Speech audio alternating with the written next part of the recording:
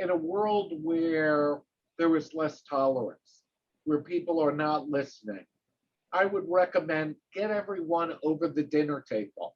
I have found that over my life, I've gotten more accomplished over the dinner table than I have the boardroom table, my desk.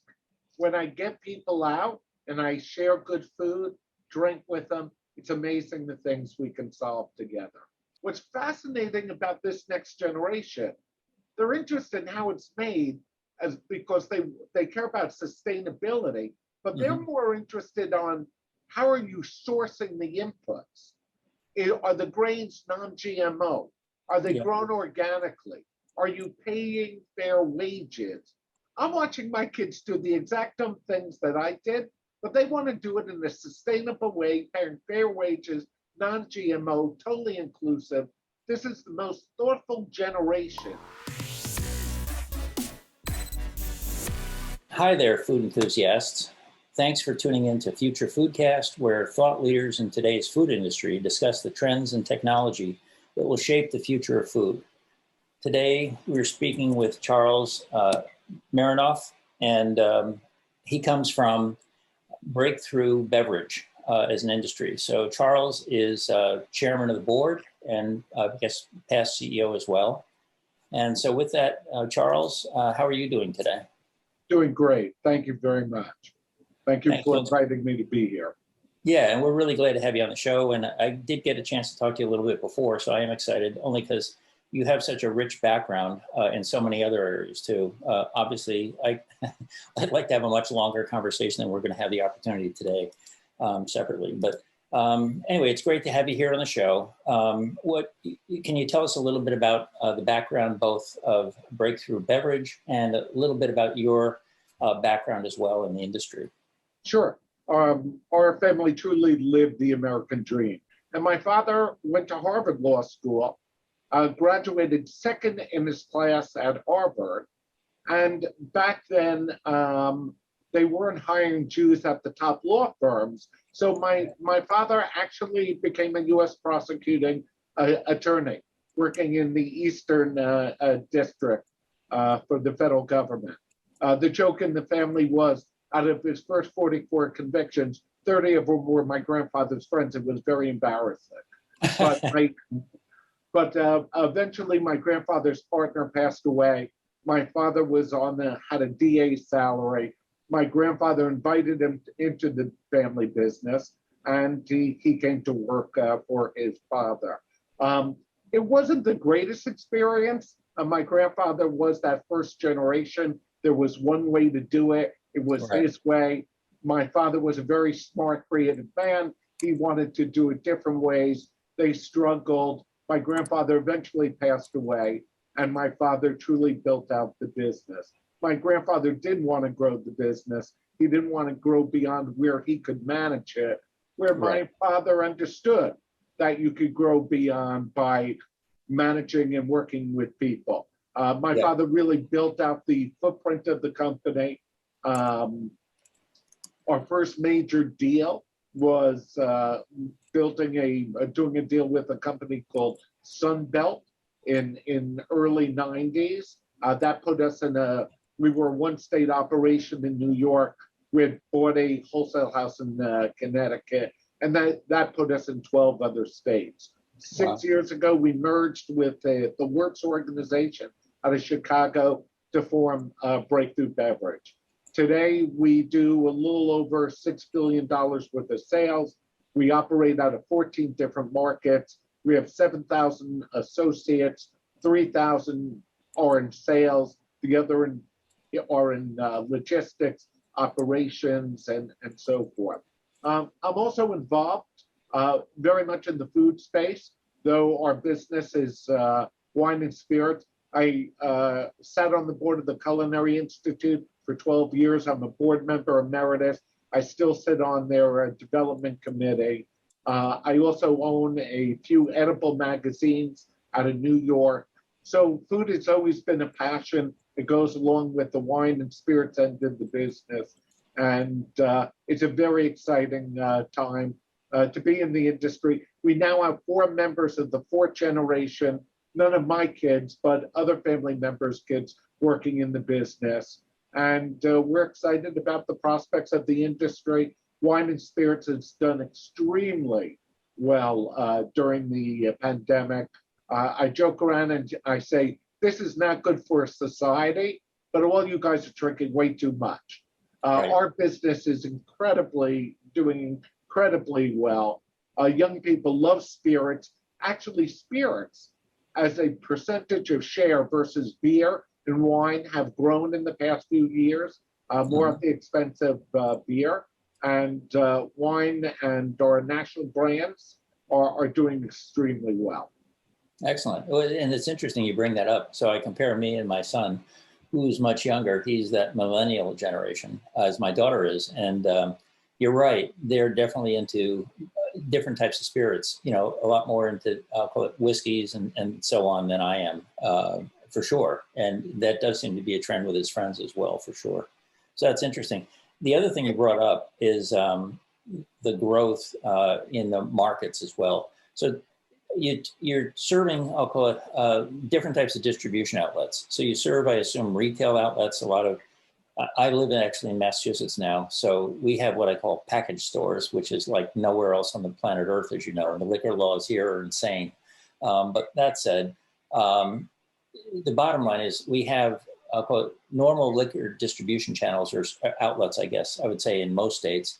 And then you also have food service industry as well. Do you service them as well? Sure. Yeah. Yeah, so we service all package stores, all restaurants, hotels, anyone that has a liquor license, we sell to. The industry is highly regulated. There's a 3-tier system. The first tier is the manufacturer or importer. They sell through a distributor, and the distributor sells to restaurants and hotels and retail stores. There is clarity from the manufacturer right down to the retailer. In fact, that's why we're unbelievably efficient at collecting sales tax and at collecting liquor tax, state and federal, because there's total transparency from the manufacturer to the distributor to the retailer. We're exclusive in most of our states, and there's primary source laws that I am the local distributor is the only one who can buy that product and sell that product in that state. So you can't cheat on sales tax or any other tax because the federal government just goes to the distributors. We hand over those records, so they have total clarity of what goes through the system. Actually, you're right. I hadn't thought about that, but it's significantly different than the rest of the food chain, because since the day, as you say, prohibition ended, everybody said, great, now what are we going to do with them? We're going to tax the hell out of them. And so you're right. They've been collecting taxes, and nobody wants to lose a penny of tax revenue, no matter what the locality or jurisdiction is. So they're going to make sure that they get every penny, and they've been focused on that for almost 100 years now. So I would imagine with that, I'll call it the legal side of it, the collection side of it, that you're in a very different position than most of the food supply chain, which is only more recently become, I'll call it, better organized, better automated, better tracking on information, if you will. But in your end, I would imagine you're almost the easiest segment of the food supply chain. If I said, how do you automate things like that Food Safety Modernization Act that's coming up in 2024 when it takes effect, and I said, okay, we got to track recalls and food traceability and so on, it's your industry would be well ahead of the rest of the industries to be able to do that successfully, for sure, which is awesome. So yeah, you're in definitely a different category. You talked a little bit about the outlets and so on. There's a long list of states, I guess I'll say. It looks like you're in about 20 different states now. Is that correct? No, 14 states. Oh, 14 states. 14 states plus Canada. Yeah. And then operating there. And then I don't know anything about the industry. In your world, how does a distribution organization, because I'm assuming all those states have other distribution companies potentially they could go to, but they wind up working with yours. So maybe you can help me understand sort of the advantages that Breakthru Beverage brings to the marketplace. First of all, you have to do business through a licensee. So you have to sell to a distributor. So you have to be licensed in the state. Obviously it is, and each state operates, to your point, every state operates differently. That's why national marketers are very frustrated when they come into beverage alcohol, because what you can do in New York, doesn't mean you can do it in New Jersey, that you can do it in Connecticut, Massachusetts. Each state is uniquely structured and set up, but they all have some commonality to it, where distributors all need to have localized warehousing, delivery trucks to do business. So in each state, we have a sales force that calls on every single account, from some maybe only once a month to once a week. We are the exclusive distributors in a given state. So in the state of New York, we are the Brown-Forman distributor. We're the only ones of Johnny Walker. In Maryland, we're Diageo, and Moet and Hennessy. We're the only ones that carry those items. We offer next day delivery to almost all of our customers. In some of the outer boroughs, we go to a zone delivery. We pay commission sales force, some salary, some commission, different in each state. Some states, like in New York, our business is unionized. Yeah, so help me out a little bit. My background actually is I used to run a display manufacturing company. So when you think about merchandising at a store level, in a sense, my father would build the displays for the store. So if it was, Crown Royal or something, or whatever the thing was, and I'm guessing that most of those things were paid by the manufacturer usually to promote their thing. And then the reverse of it is, in my case, I had a business that we did advertising promotion. So we used to do those little key tags that would say, Bailey's Cream de Menthe or whatever it was, or Irish Cream, something like that. We'd make those things. And I assume those are also manufacturing promotions that drive through the distribution chain to the outlets for the most part. And I don't know if those have increased or decreased. I'm guessing the pandemic probably has an impact on the retail outlet, the sales. What was fascinating during the pandemic was that certainly early on, the on-premise was shut down. Restaurants, by June of last year, literally 97% of our on-premise business was closed. What was remarkable was that the retail picked that all up plus. So our business was actually running 10, 12% up during the pandemic. I joke around. People were locked at home, so they could start drinking earlier. They weren't driving any place, so they could drink more, and they weren't spending any money in restaurants, so they could drink better. The other thing that we saw was people were not going after innovation. They were really going after the brands they knew, their comfort brands. So we saw all of our standard brands that have been sort of under attack a little bit by craft. We were talking about what are the trends that we're seeing. One of the most remarkable trends, and we saw what happened to beer in the last 20 years. Craft, only 20 years ago, there was craft, and it had like a 3% share. Today, craft has a 45% share of the beer business. The wine business was always a very fractured business. Then we saw certain companies like a Gallo, a Constellation got large, but it is still predominantly a very fractured business. You have spirits, which is a very concentrated business, is getting fractured.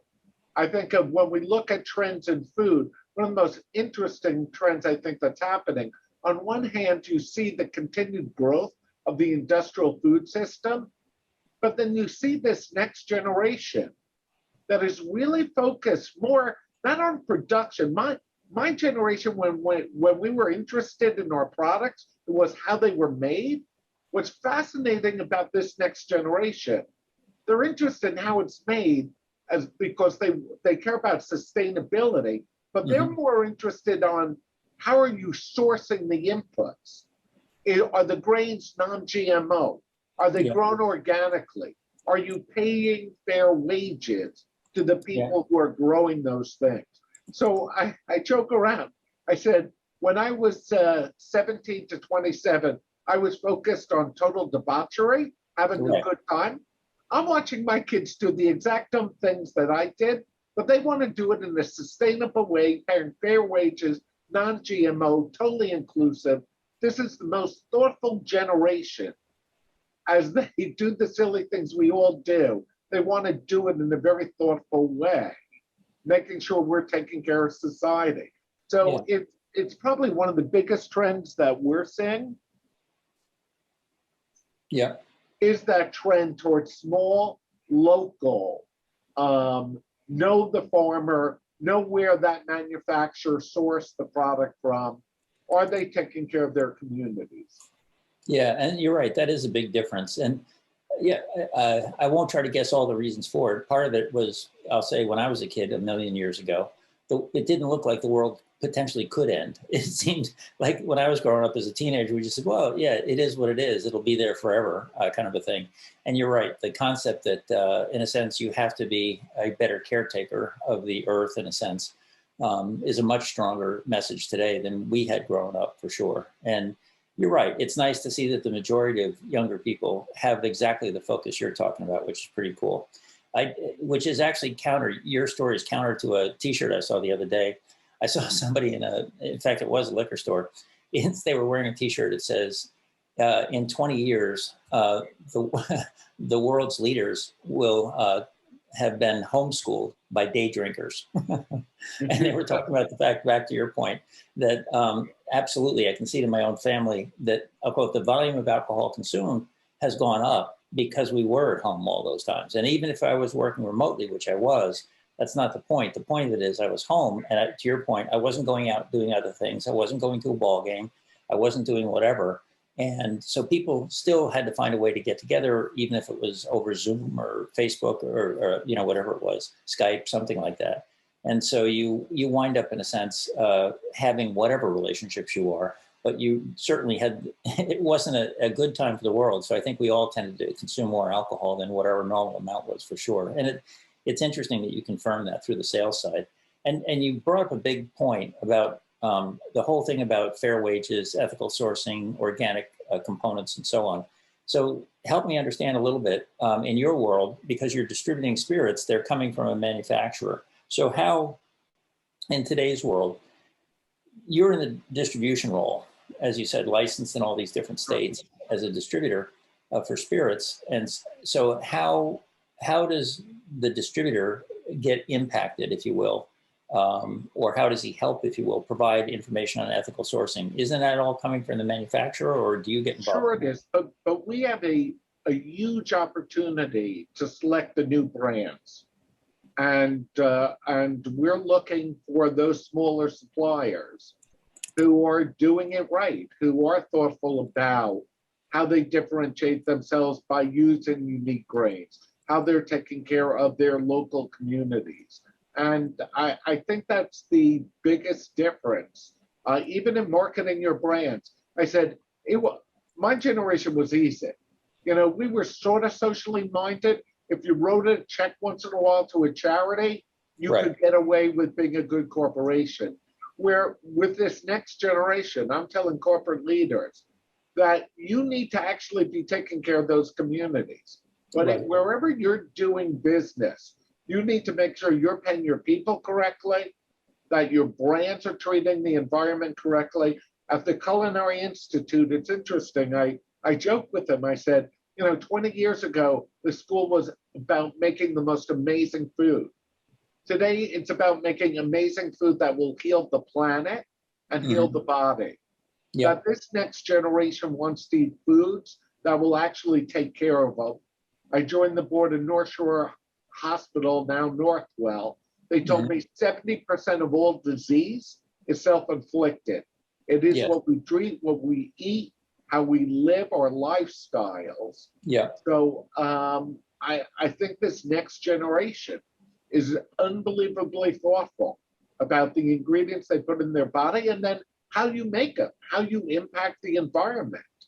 So they want to consume brands that are not hurting their place of where they live, Yeah. their communities. Yeah, you're right. So, and actually, you're right. So I'd say it's not just a brand or a supplier, but the concepts that it's a healthy brand for me, whatever the food is going to be, and that it's ethically sourced and delivered and all that stuff is a big deal. And in fact, we've done a lot of these podcasts, and we have dealt with people from fishermen to growers of ginger in Peru and so on, all kinds of people all over the place, coffee, everything else, and dealt with manufacturers, distributors, shippers, all that, retailers on the food service side, regular retailers, outlets and all that. And we have, like you're saying, we've hit certain stories where people say, oh yeah, it's not just that I have this product, like maybe fish, it's, oh look, I put it in this container that's 100% biodegradable. It's no plastic, and yet the fish is going to be fresh for a week or something like that, whatever the story is. But they've gone beyond the product into the packaging, into, they're doing things like measuring what I call carbon miles in a sense, because to your point, they're trying to say, no, we can do better by reshifting our suppliers to make them more local. We cut our carbon miles down. So there are a lot of changes that are being made in that regard. And some of them actually are going to the point now where they're literally trying to figure out for certain, as you said, and I guess your experience at North Shore Medical Center confirmed this, that food is medicine or food is not medicine. And so what they're doing is saying, hey, let's look at a condition, like it could be diabetes, or in my family's case, it could be Crohn's or whatever the condition is, and saying, hey, can you tell me what the right diet is that would, in a sense, mitigate or improve that condition? And so now you've got people who are literally, I'll call it sort of medical dietitians, if you will, focused on specifically those kind of diets. And so it's almost like come in and test you, and you have high blood pressure, I have, Crohn's or whatever it is, and we get different diets and different ways to prepare the food, based on our diet kind of thing. It's a level that is actually beyond me. So my son is more like the generation you're talking to at the Culinary Institute. He's a gourmet chef, and he knows how to do all that stuff. And, he's of that generation that has a level of knowledge about food preparation and everything else, and how to make it healthy, well beyond what I've learned in my much longer years on the planet, for sure. So also, as part of my repertoire, I am married to a biodynamic farmer. We have a raw milk dairy. We raise chicken, sheep, turkeys. We slaughter everything ourselves, process everything ourselves. Awesome. So, and we run a farm camp for kids 5 to 10 years old. Awesome. Because it took my wife 20 years to recalibrate me in terms of thinking about food. She says it wasn't worth the effort. So she's only working with young people. But what I see so amazing about the industrial food system is a tale of two cities. Because one, we are continuing to build out our industrial food system. As I look at the Impossible Burger, as I look at genetics, growing seafood, growing meat, muscle, things in laboratories, making our food.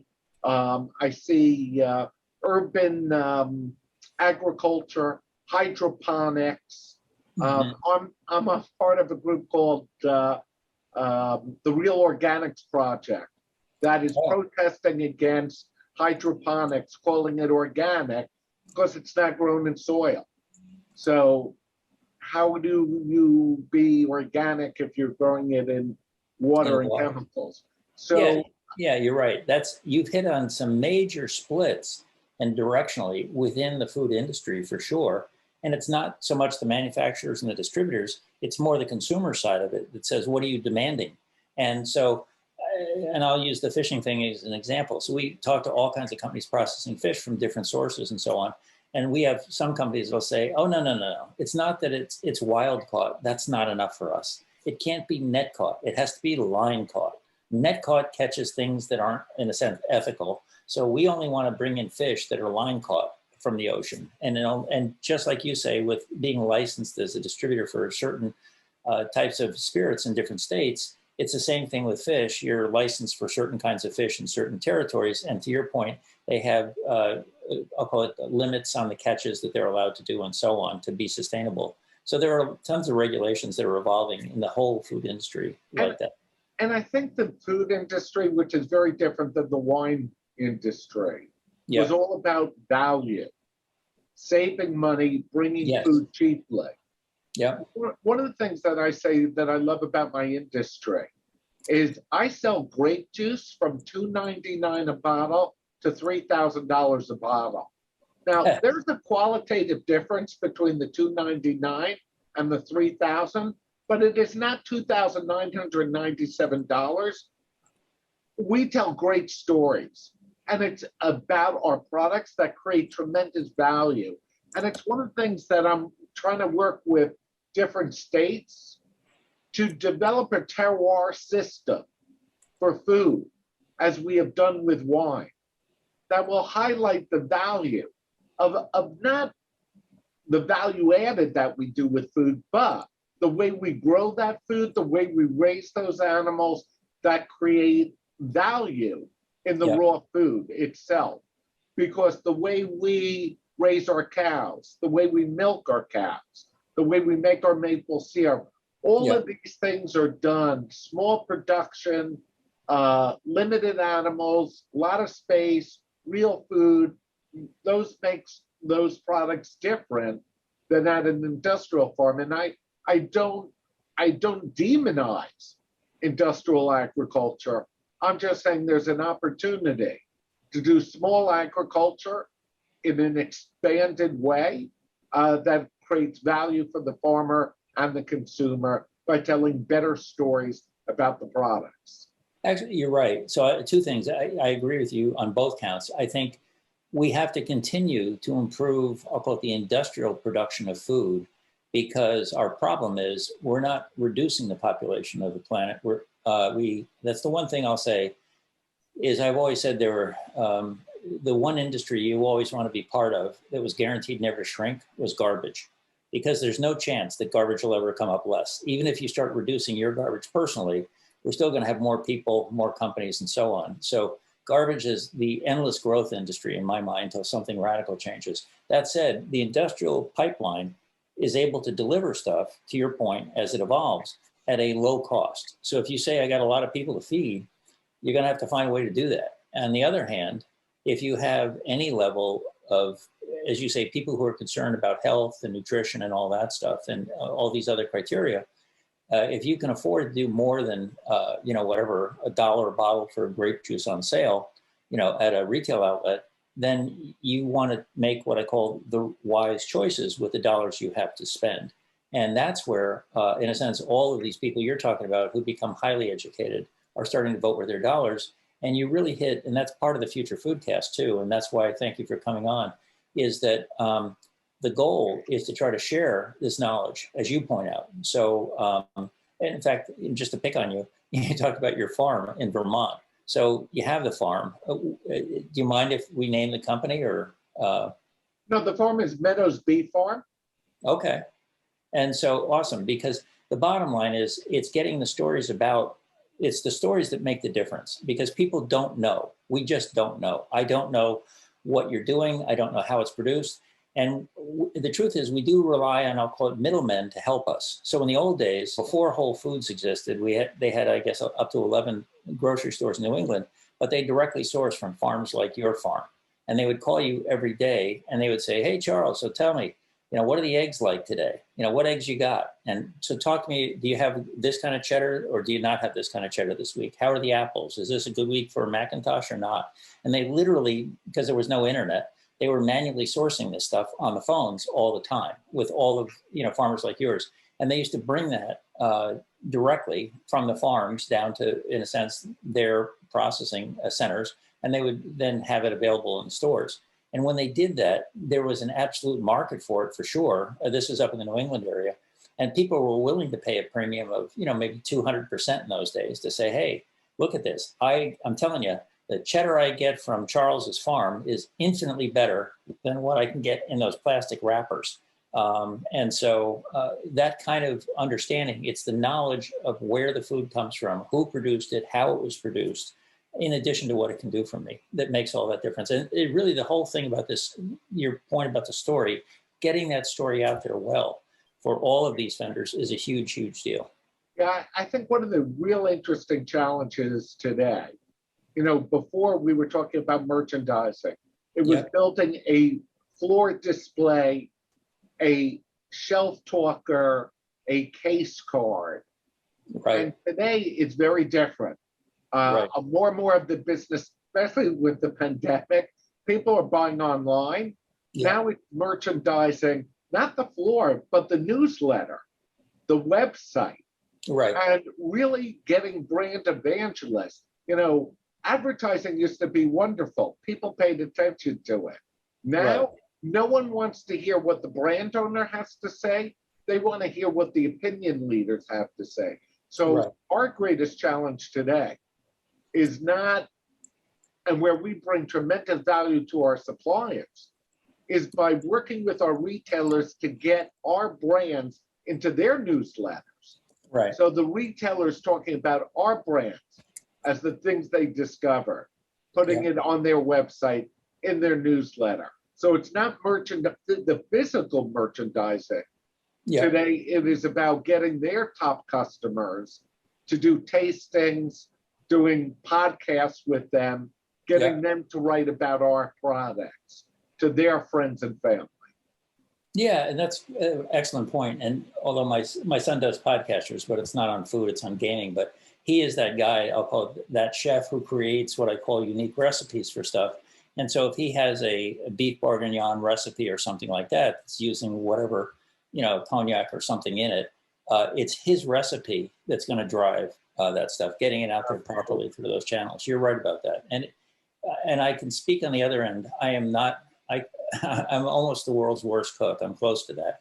What I am is one of the world's best eaters. So I'll eat everything. So what I'll do is I cook nothing, but I'll find that recipe and I'll throw it over to my son and say, hey, Sky, look at this. Do you want to make this someday? I'd be happy to sample it. But there's a lot of us who are, I'll call it big eaters like me. And there are people like my son and these other ones you're talking about who are the real influencers, because they'll be creative with those products. And they actually, to your point, really understand the full story. So when he makes a dish or creates a dish or whatever, it's not just, this tastes good. It's like, here's what went into it. Here's why I made these choices. Here's where it came from, which is really good. And for those of us who don't do that, we still appreciate the story and we're still interested in it. So it does influence us, to your point. So it's a big deal. So that's awesome. But so I can see the neat part is not only Breakthru Beverage in the sense that you've been around for, I guess, almost 100 years now. And the neatest thing is your dad obviously went the other direction. I think your grandfather must have influenced him, said it'd be helpful to have a lawyer in the family. He was so proud. He was so proud. And it's an interesting thing because your family has come a very long way in a lot of different directions. And the nice part is you built this huge business out of the whole thing over time. Yes, you merged with other companies and so on, but you've really built something that's a big, big deal. And back to the points we were making, you're basically a large, efficient distributor who's, in a sense, following all the regulations and everything else. And, to your point, when I look on the website, I can see all the other things that we talk about, stakeholders that you're supporting. So you're supporting employees, you're supporting, in a sense, communities, you're supporting the retail outlets, forgetting the end consumer even as well. And then you have the other missions, in a sense, that the company supports as well. Here's the other thing, and I tell my wife, because she's a biodynamic farmer, she does not like industrial companies, and we're a large industrial company. I said, do not worry, sweetie. As I continue to get bigger, the good news is I'm becoming less and less relevant to all those new people coming up. And today it's amazing. Everyone talks about consolidation in the industry, and we're consolidating at the top, but it is amazing what's happening on the bottom. There are 3,000 micro distilleries that have opened up, thousands of breweries. And today there are more distributors. Everyone is saying the market's gone down to 3 to 2. Well, that's of the large ones. Right. Well, you go into New York, you go into Washington, D.C., Maryland. There are 20 small distributors now getting larger and larger. And as I get bigger, I'm more focused on my large suppliers. Right. I create opportunities for those small guys. Yeah. And they are all doing well. And it's a very exciting industry, wine, spirits. It's both agriculture and it's where you can create real value. So Yeah. my daughter built a distillery on Long Island. She's working with all Long Island farmers, turning Okay. their products into value-added products that they can make a living off of. So it's very exciting. No, it is neat, and you're right. I really like the fact it is what it is, but the reality is that the world is becoming far more creative and far more differentiated in a sense on the kinds of offerings, whether it be spirits or if you're looking at foods and so on, how they're made, how they're processed. So in a sense, our choices as consumers keep opening up more and more. And you're also right that not everybody's going to say, oh, look, I found bread for 99 cents a loaf. Let's all go buy that version of bread. No way. We're all experimenting, trying different things. And so I agree with you that even if, as your company grows, that you're right, we're going to have more and more a variety of distributors, more and more products out there. And especially like your daughter, it's not just that we have more distributors, it's we have more product to choose from because people are inventing stuff all the time. In fact, I would say one of the problems, we are drowning in good wine. We are drowning in craft beer, now in craft spirits. There is so much good product coming out today. It's a very exciting time. The industry isn't consolidating. It's actually an amazing growth period for both the manufacturers, restaurants, and wholesalers who are in the business. Yeah, that's fantastic. So we've covered a lot of ground. Is there anything else that I failed to cover that you want to hit as a topic that I missed? Anything else? I think the most interesting thing is the bifurcation Yeah. of small craft, large industrial. Neither one is going away. And I think they can all coexist with each other. And I just think this is a fascinating time to be in the food, wine, and spirits industry. It's a great industry, and I encourage people to continue to explore. And it's a very dynamic place, and it's a place that will affect the health of our planet, the health of our bodies, as we think about how we eat, what we eat, and how we create and raise the products we eat. Will all have a major impact on the planet. And I think we're all starting to do it and think a little bit smarter. Yeah, and you're right. I think there is a lot more intelligence, especially recently over the last 20 years, on all of these options that really didn't exist when I was younger. And then certainly you're right about food overall, including beverages, is a massive part of the entire world's effort, if you will. Everything from growing food to producing it to distributing it, getting it through the outlets, in my son's case, preparing it, all that stuff. It's important to all of us individually, but economically it's important as well. So looking beyond just your own company, if you look at food supply around the world, it's a massive, massive part of the global GDP for sure. And one other plug I'd like to give, in a world where there is less tolerance, where people are not listening, where we struggle about us coming together, I would recommend get everyone over the dinner table, have a meal, open up a good bottle of wine, have a drink before, and have a good discussion. I have found that over my life, I've gotten more accomplished over the dinner table than I have the boardroom table, my desk. When I get people out and I share good food, drink with them, it's amazing the things we can solve together. You're right, Charles. Thank you very much for this. It's been awesome about hearing about you and your history, and also Breakthru Beverage, how the company has grown over the years and the value to the food industry. So with that, I want to thank you very much, Charles. It's been great. My pleasure. Thank you very much. Thanks for listening to FutureFoodCast. FutureFoodCast is powered by Farm to Plate, the leading food blockchain platform. Subscribe on YouTube or wherever you listen to podcasts to stay up to date with the very latest innovations in the food industry.